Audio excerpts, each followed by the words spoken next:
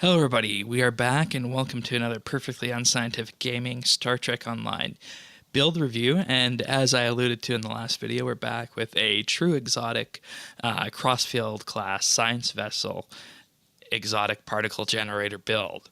So this is by all accounts a fairly standard build that you could talk about if you were wanting to run an exotic particle generator build, and these are the kind of builds that I enjoy running the most in Star Trek Online. And as we were heading back to the premiere of Star Trek Discovery, I thought, okay, let's have another look at the Crossfield, update it for 2019, and have a look and see what we can do with science in there. So you're going to see the ship performed pretty well. So first things first, we're going to head on over and look at the bridge officers that are needed to pull this off. So in our Commander Science slot, we're running Gravity Well 3, which does a tremendous amount of damage when paired with the exotic particle generator build and one specific trait. We also have Destabilizing Resonance Beam, which procs our secondary Deflector and debuffs the targets around itself, and also does some pretty nice physical damage on its own.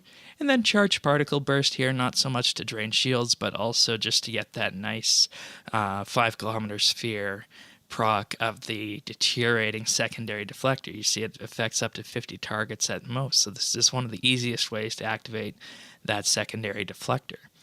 We also have Structural Analysis 1, which is a debuff for large targets, and it activates our secondary deflector. Overrides Subsystem Safeties 2, just to get that nice power spike. And Subspace Vortex 3, this is another very nice exotic particle generator source of damage, and you'll see that in the parse later on.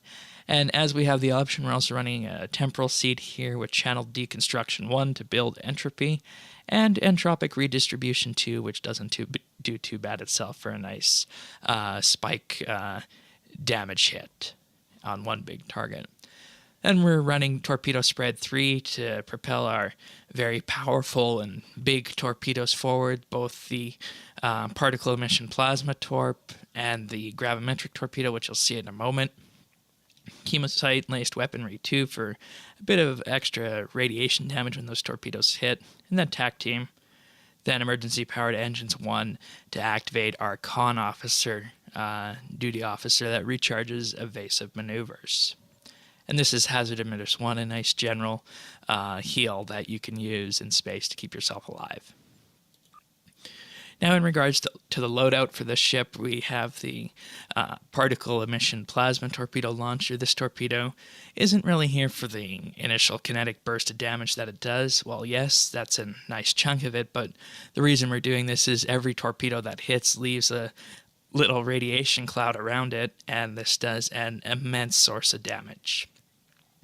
We also have the Gravimetric Photon Torpedo Launcher. This one is not upgraded to ultra rare epic, but it still does a pretty good job. And in addition to the photon damage hit, it sparks some nice gravimetric rifts around it that do some pretty nice damage as well, which you'll see in the parse and run video. Then we have the Temporal Defense Beam Array here, and the reason this is here is it just gives us a chance of, when it activates, reducing the recharge time of all bridge officer abilities by 5 seconds. Then we're also running the 2-piece Delta set here, and the second piece of that is the Neutronic Torpedo. And the Neutronic Torpedo doesn't really fire in this run. It could if we were making a rear pass at a target, but the reason this is here is this gives us a 15.2% radiation damage boost, which in turn boosts our secondary deflector. Then we have the 3-piece chronometric calculation set, the Omni, the Beam Array, and the chronometric capacitor.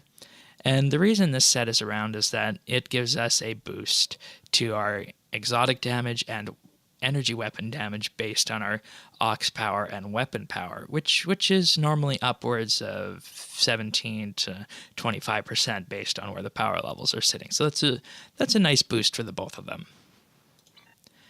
Now down here we got the Timeline Stabilizer. This finishes off any remaining cooldowns that we might have sitting for us, and it also slows the enemy targets down, which is good and makes us fire faster as well. Then we have a conductive RCS accelerator with EPG, because what we're doing on this build is we are stacking EPG, and you can see that here because we actually have one of these exotic particle field exciters as well that gives us plus 75 EPG in just one console. Then the rest of these consoles are just consoles from the Fleet Research Lab. We have 2 exotic focusers and 2 restorative focusers with a primary focus on EPG and a secondary focus on control. And that helps our gravity well, because what we want to do is we want to have a big enough gravity well that the gravity well is going to be interfacing with lots of targets and causing damage to those. Then we have the Deflector, which is good for its critical severity boost and exotic damage boost alone, but it's also got a very nice cone-based radiation attack, which you'll see us use on the spheres later on. Then we have the Chronometric Capacitor, which is another EPG boost and a nice modest damage boost to torpedoes. Then the Constriction Anchor, which comes from the Universal Console set in the lockboxes, gives us another 25.3 bonus exotic damage, which is immaculate. And then this one is a bit of a hidden gem here. It's a minor boost to EPG and an okay boost to control expertise.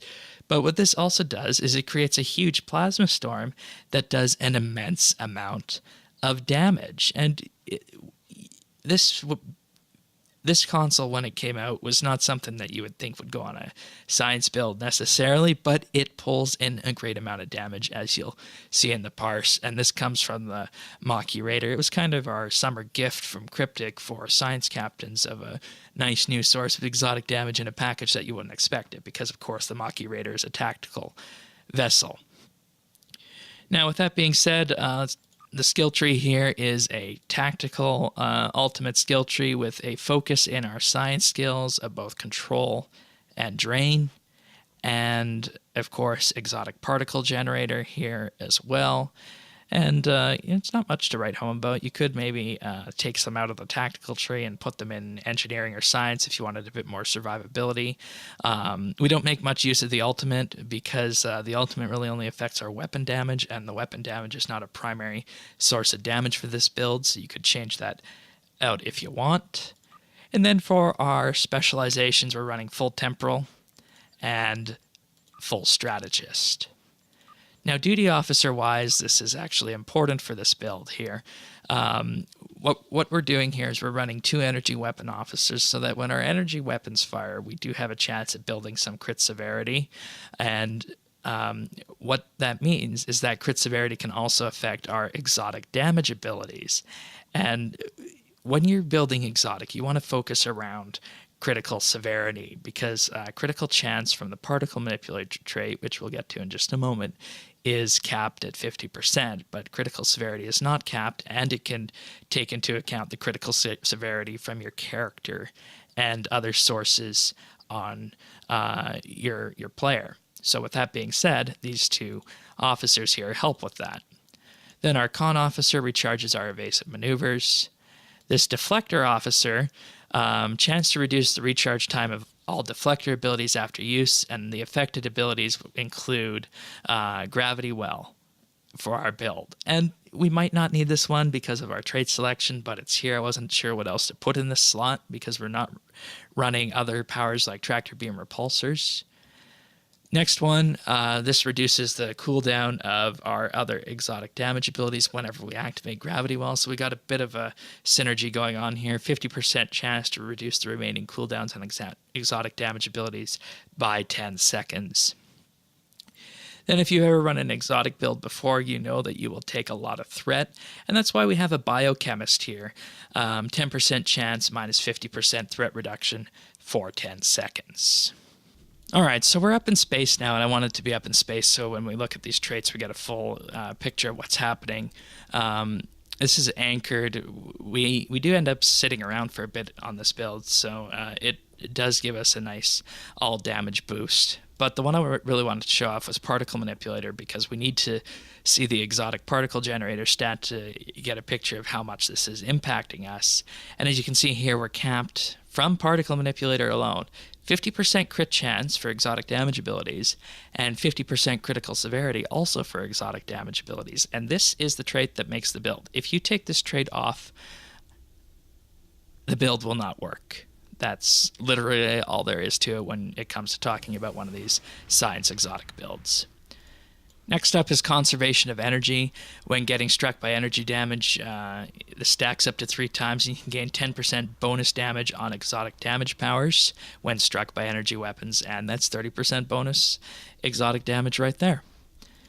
Next up is menacing. This reduces our innate threat that our build and our ship produces when threatening stance is not active. So increases threat reduction by an additional 50% when threatening stance is not active.